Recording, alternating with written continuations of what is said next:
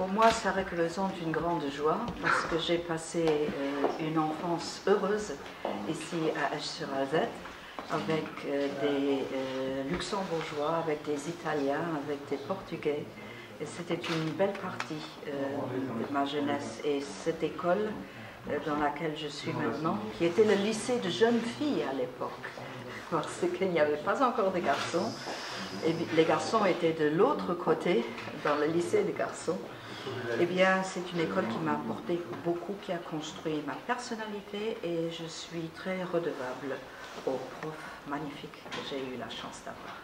Expliquer l'Europe à Luxembourg est beaucoup plus facile que d'expliquer l'Europe dans un grand pays.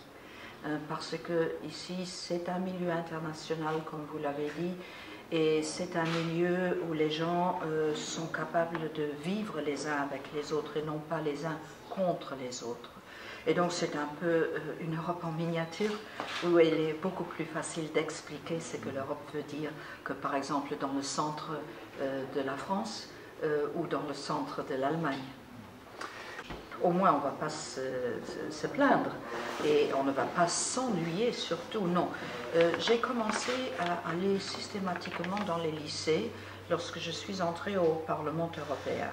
Il y a de ça 24 ans quand même, donc je l'ai fait systématiquement pendant cette période-là, les 10 ans au Parlement, une fois par mois j'étais dans un lycée. Ça c'était toujours à mon ordre du jour pour justement à des jeunes qui n'ont jamais entendu parler des institutions, ni de leur fonctionnement, ni de l'importance de ces institutions et de leurs décisions sur leur vie de tous les jours, de leur donner ces bases. Je croyais toujours que c'était mon devoir et je continue à le croire. Et je vois aussi que ce back to school qui se fait maintenant partout en Europe, surtout dans les petites régions, dans les petites écoles, ça a une influence extraordinaire. C'est un événement, hein, celui de nos enfants qui est allé à Bruxelles revient et nous dit comment on vit à Bruxelles. C'est passionnant pour une petite ville ou un village. Donc ça a une envergure très importante un peu partout dans l'Europe.